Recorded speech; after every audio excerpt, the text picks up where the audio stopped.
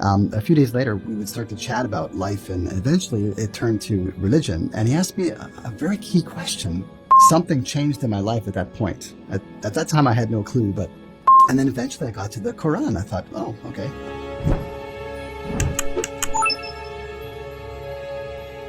How I came to find Islam, the story goes back a long way, back to 2000, 2001. And I was living in the States at the time, in Dallas, Texas. And I just moved there, and I was looking for a place to live. And out of nowhere, this man walks into my office, and he just says, hey, I'm Alif, and I've got an apartment, and you can rent from me.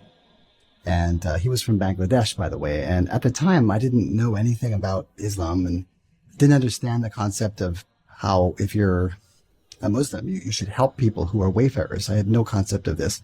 And I said no. He seemed a bit strange at the time.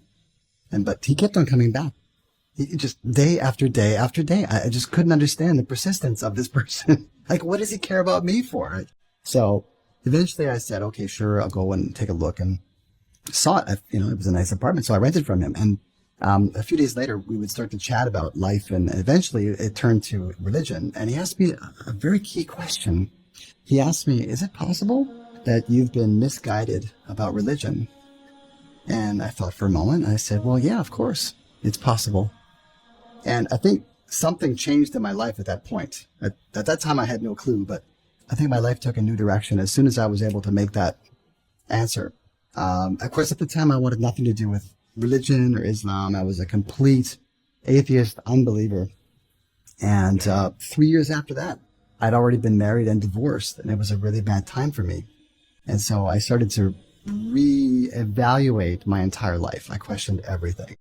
And I withdrew into a little shell within myself, and I started to read again. I wasn't much of a reader. And then I went back to a book that I had read years prior called The 7 Habits of Highly Effective People by Stephen Covey. So I read that again, hoping to find some answers. Nothing really happened for me until I got to the back of the book, and there was a list at the back called Wisdom Literature.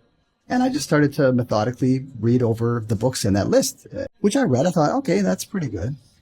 And then eventually I got to the Quran. I thought, oh, okay. It's translated by Muhammad Marmaduke Pickthall, a very specific translation.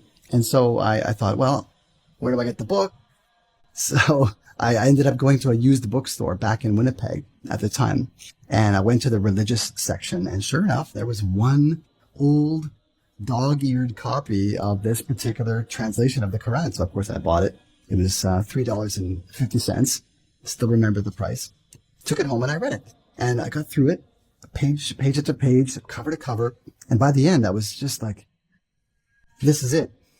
Something went clunk within me, and just something was completed at that point. And I just simply knew somehow this is it.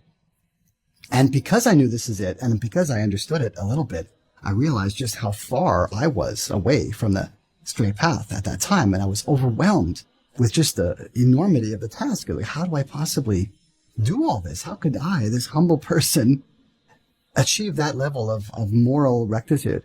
And so I was quite upset. So I decided to read it again, and I did, cover to cover.